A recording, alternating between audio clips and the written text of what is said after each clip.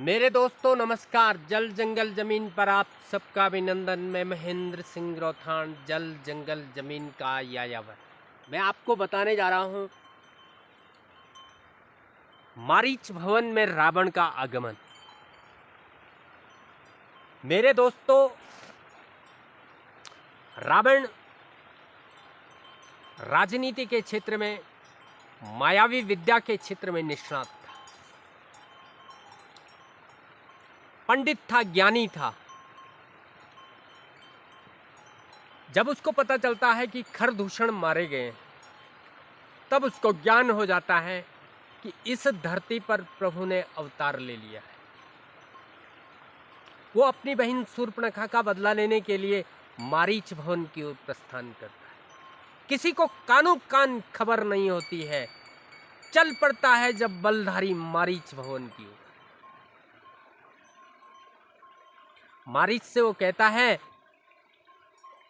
हे मामा दो बालक दशरथ के, इस पंचवटी में आए हैं, इस पंचवटी में आए हैं। तिनके संग में एक सुंदर नारी, बल पर अपने इतराती हैं। हे मामा तू बन जा मृग माया कंचन का,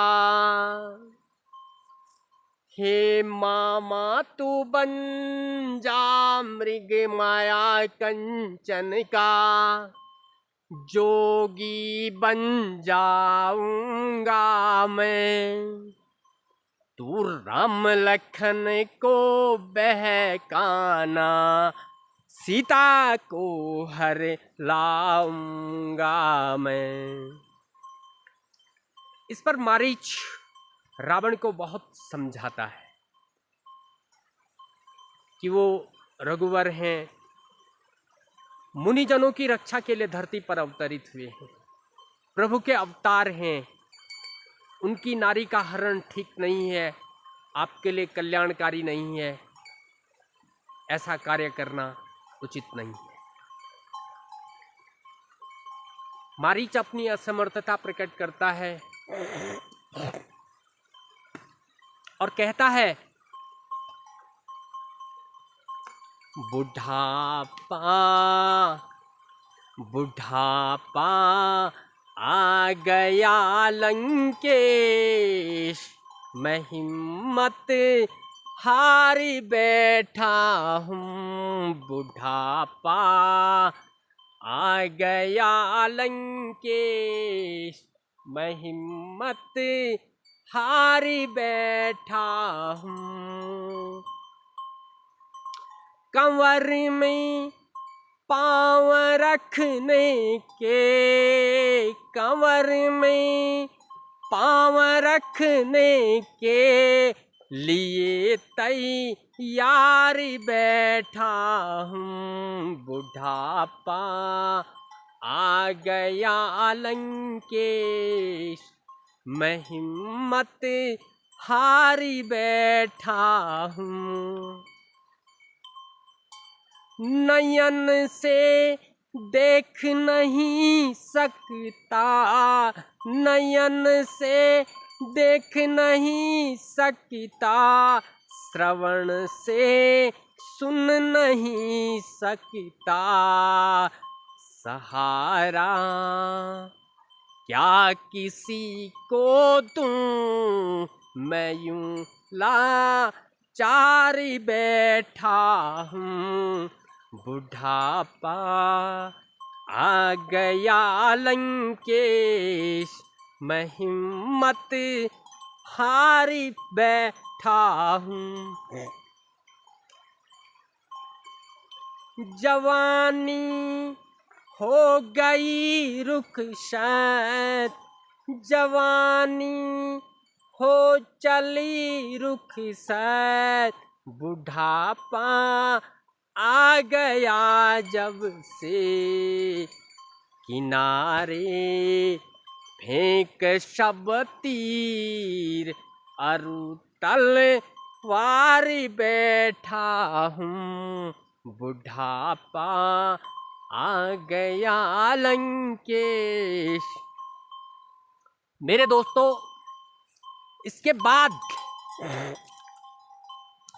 रावण उसको डराता है, धमकाता है और एन केन प्रकार वो अपने साथ पंचवटी में चलने के लिए तैयार करता है मारीच बेचारा बेबस, वो तैयार हो जाता है। मरना निश्चित है, यह सोच वो चलने के लिए तैयार होता है।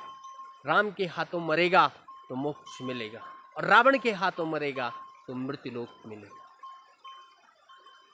इसलिए वो राम के हाथों मरना चाहता है। मेरे दोस्तों, मारीच और रावण दोनों रथ पर सवार होकर, पुष्पक विमान पर सवार होकर वो पंचवटी पहुंच जाते हैं।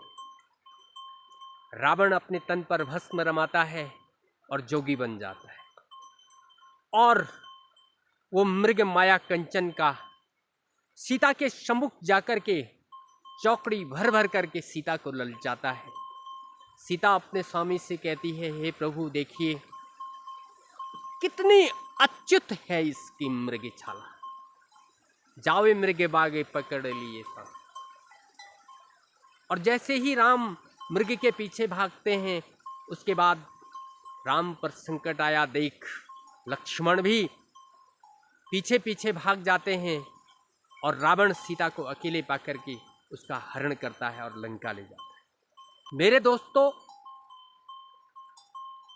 ये रावण के द्वारा एक बहुत बड़ा वित्तीय घोटाला था त्रेताकालीन, जिसमें कि पूरे धन, भारत का जो धन वैभव है उसको वो लंका ले जाता है।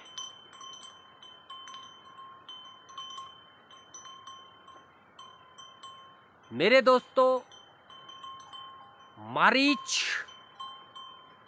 आपको बता दो, मैं एक ताड़का का पुत्र था, सुंद नामक राक्षस का बेटा। वो माया विद्या में डॉक्टर ऑफ लिटरेचर था, डिलिट था, अत्यंत निष्णात, यानी कि अय्यार था। अय्यारी में लासानी, अय्यार यानी धोखेबाज, अय्यारी यानी धोखेबाजी और लासानी यानी अद्वितीय था। दुर्योधन के लिए दुशासन अत्यंत प्रिय था, इसी प्रकार रावण के लिए मारीच भी सबसे प्रिय था। रावण का सबसे प्रिय दोस्त, व्यापारी मित्र था, उद्योगपति मित्र था मारीच।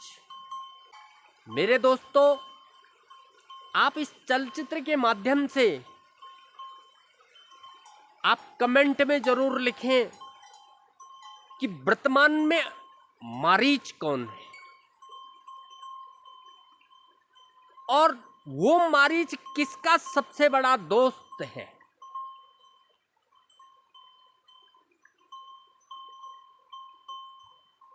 किस रावण का दोस्त है वो मारीच, आज का मारीच,